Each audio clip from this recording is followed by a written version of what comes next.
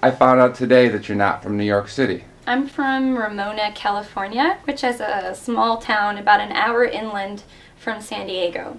Ramona is where you stop to get In-N-Out Burger on the way to Julian, which is where you go to buy apple pie and crafts.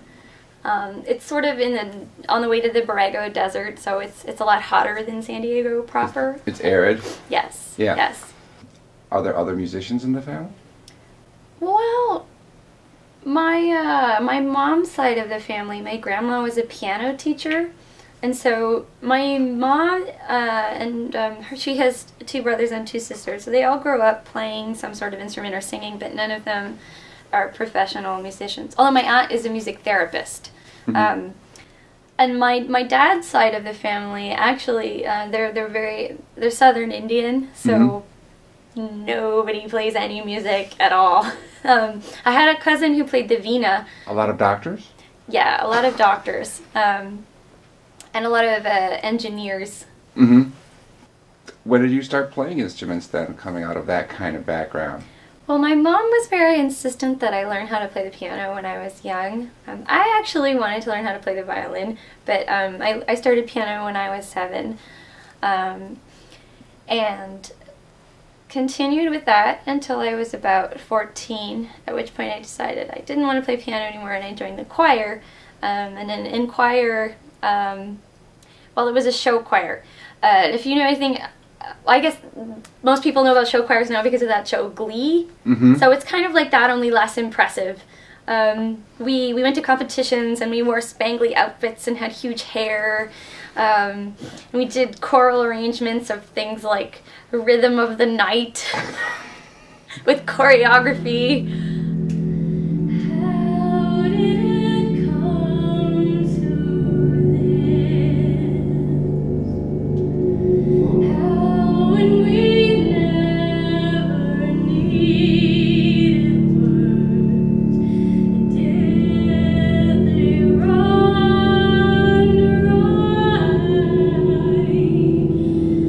Now through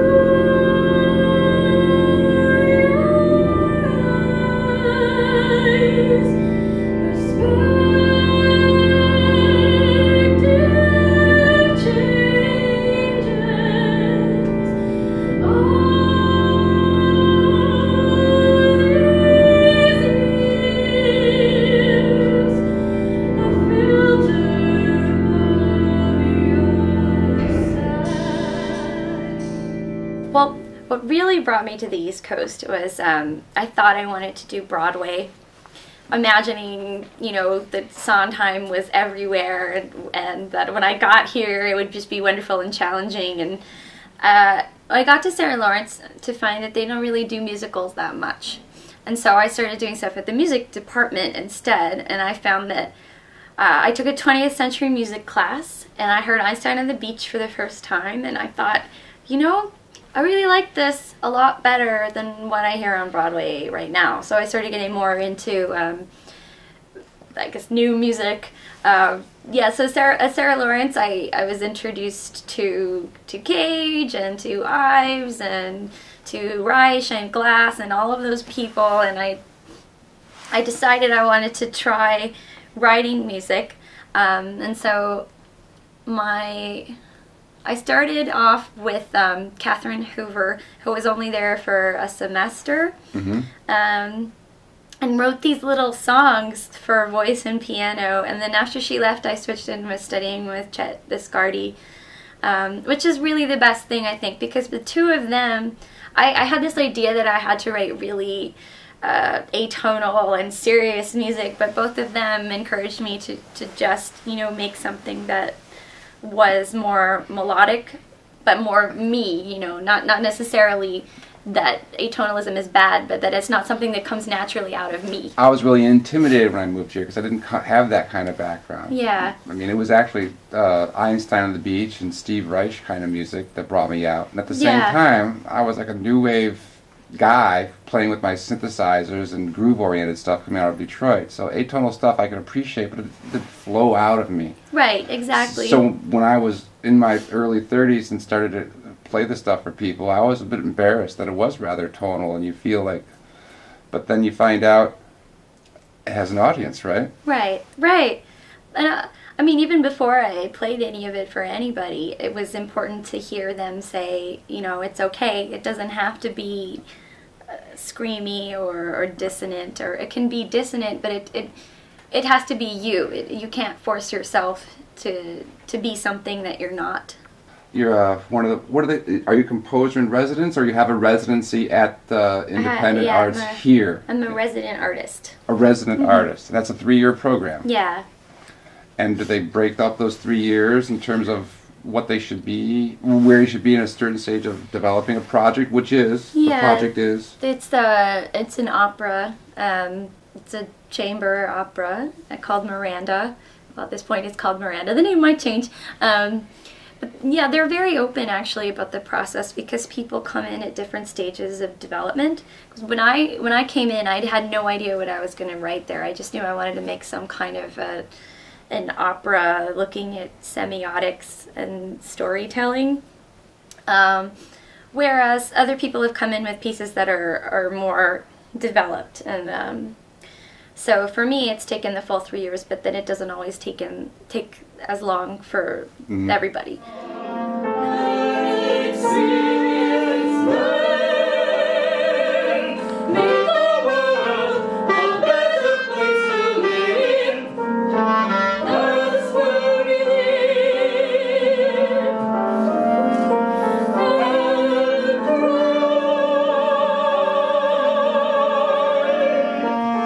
I'm happy to have you on this H2 Opus we have coming up for Make Music New York. And what do you think you'll be performing on that?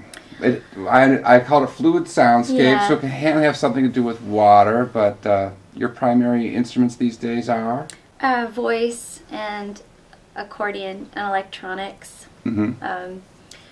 So I guess I've been thinking a lot about this sort of mythic element of water, only in the sense that people look to it to symbolize like a certain kind of purity, but then at the same time you can hear you can put water in different contexts.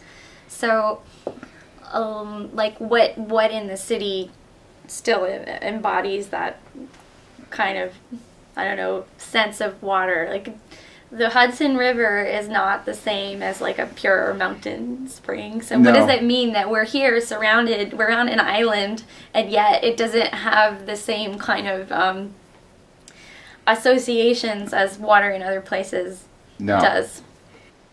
Beyond your use of voice and accordion, you mentioned, you said electronics, which I know is interactive software you use on your laptop. Can you tell me, has that been helpful for your use in your theater works? Ableton is really good because the triggering is very, very accurate. And so when I did a piece called Can I Help You with the theater company Exploding Moment, which was this piece based on medical transcriptions. And so I made these soundscapes of like squishing meat sounds and EKG beeps and things. But because it was about medical transcribers, it had to stop and rewind and play again. So having the ability to just stop it on a dime and then start it over again was really, really nice. We are turning into a nation of whimpering slaves to fear. We are turning into a nation of whimpering slaves to fear.